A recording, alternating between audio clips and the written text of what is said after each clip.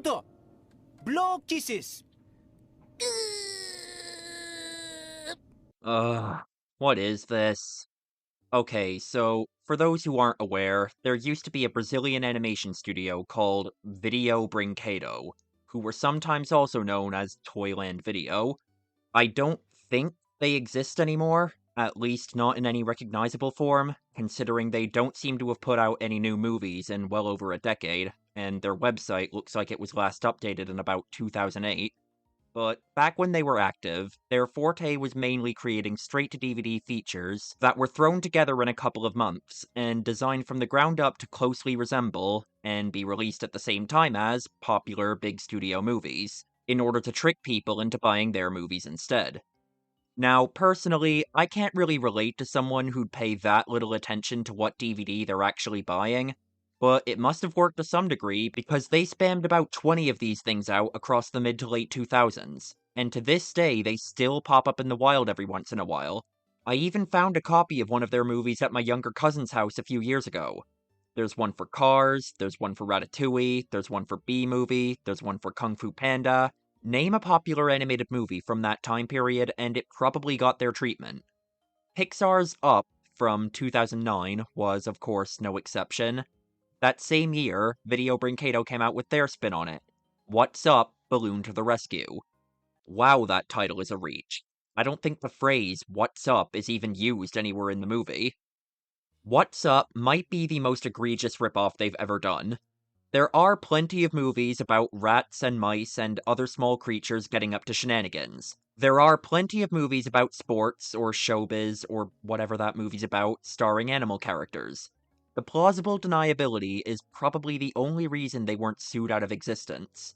However, I don't think there are many movies about an old guy flying his house around with balloons. You know, other than these two. What's Up is already pretty infamous online, even independently of Video Brinquedo. However, one thing I don't often see mentioned is that this movie is actually a direct sequel to one of their previous releases, Little and Big Monsters. There are a few reasons why this movie isn't nearly as well known. I don't really remember it being part of the big initial wave of the internet discovering this company. The movie it's ripping off isn't nearly as popular, it's not nearly as egregious a ripoff of that movie. If someone didn't know, they'd probably have to be told that it's based on Monsters vs. Aliens. And aside from the horrendous animation and character design, there isn't really anything interestingly bad about the movie itself. For the most part, it's just a boringly conventional liar revealed story. What's Up, on the other hand? Well, it can certainly be described as boring, but I don't know if it can be described as conventional. Before you even start the movie, you might notice the very short runtime. Only 45 minutes, including the credits. You see, writing and animating an entire movie, even one on this level, is difficult and takes time, something they do not have when they're trying to rush this out and hit store shelves at the same time as the popular movie they're aping. And this is a small production team, giving them even less to work with. As a result, all of Video Brinquedo's movies only just barely hit the minimum runtime required for a movie to be sold as a feature, and contain unbelievable amounts of padding. Sometimes this takes the form of a character taking several minutes just to walk across a room, sometimes it takes the form of a really long, drawn-out dance sequence which consists of the same 3 shots on repeat, and right at the start of the movie, What's Up actually takes it a step further. The first 3 minutes of the movie, which I know may not sound like a lot, but remember, with a movie this short, that's nearly 10% of the entire runtime, is just a clip show recapping the events of that previous movie. To put that into perspective, imagine if the first 15 minutes of The Godfather Part 2 was just Michael watching a TV news show summarizing the events of the first Godfather. And it doesn't stop there. You know how Family Guy is kind of infamous for having really long scenes of the characters just standing still, talking to each other, with only the mouth and sometimes the eyes moving? A lot of this movie is just that, but with even worse animation. It's so stiff that the characters seem to be completely incapable of not smiling, even in parts where they're supposed to be angry or distressed. It's no use, those boulders are too large, and they're cutting off the air supply. We're going to suffocate without air. I think we're done for.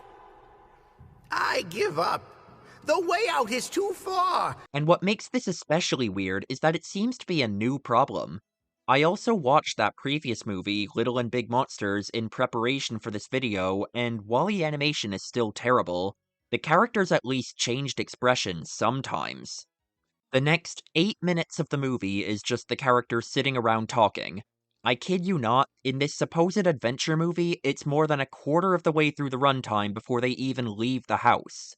And all we learn in that time is that they have this magic stone that can basically do anything. No, it's never explained. And it's implied this French guy wants to use it to hypnotize people.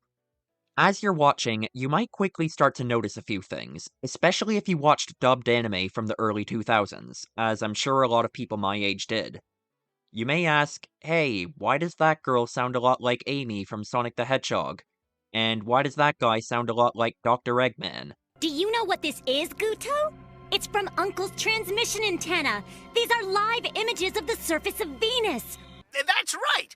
We've developed a hyperlight jet with a force strong enough to lift a house, as you'll see here. Your ears do not deceive you. Despite everything else about these movies being the most bootleg shit you can imagine, for some reason they actually bothered to hire professional, well-known voice actors to do the dubbing. And this is consistent across pretty much all of their movies. Yeah, well, he's gonna make one lousy batch of honey after the other, right? Then he'll force you to eat that sludge and cook it too, unless you help me out. I'm not going to criticize these actors for being in this. Work is work. I'm more confused on the production company's end. Everything else about this movie is a half-assed rush job. Why'd they even bother hiring people who are somewhat competent for this one step of production?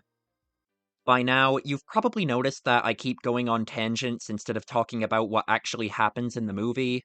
This is mainly because I feel like talking about the problems with the story and writing is kind of missing the forest for the trees.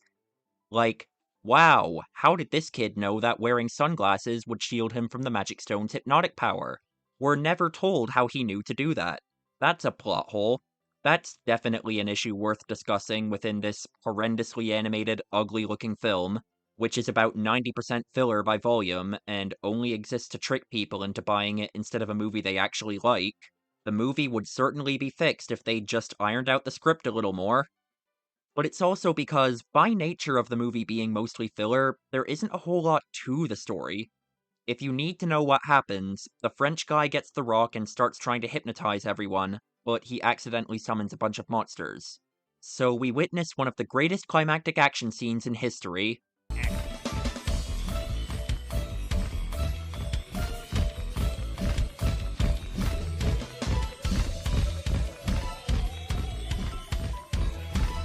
And then they banish him to another dimension and leave him there to die. The end.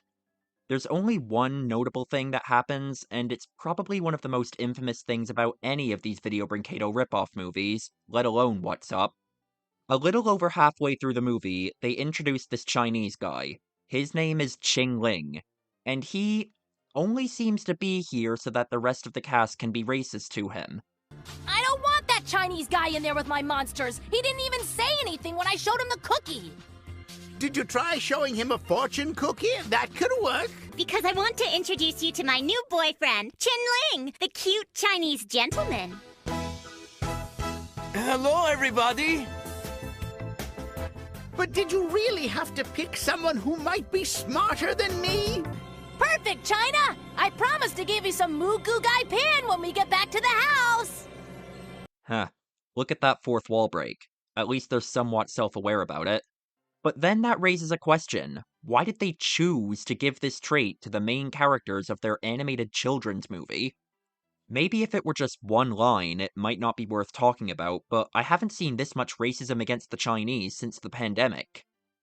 While there isn't a whole lot else to say about the movie itself, I do have to talk about its IMDb page.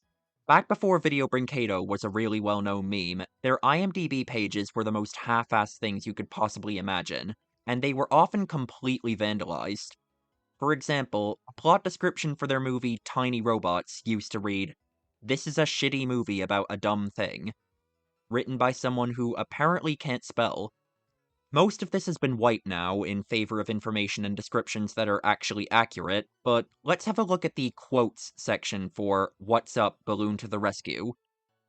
Okay, so half of these are just the parts where the characters were being racist towards the Chinese guy. People were obviously memeing when they put these here, but at the very least these moments were actually in the movie. However, the other half of the quotes, I see the dead bodies are terribly mutilated, with fingers stitched onto the eyeballs and ears reversed into the brain. Please take mercy on me. No, I have seen the human centipede and will continue the experiment. My masterpiece is complete, the legs of 4,000 human beings stitched together into a quilt. You're under arrest. Haha. Okay, if I chop you up in a meat grinder, and the only thing that comes out, that's left of you, is your eyeball, you're probably dead. When did these happen?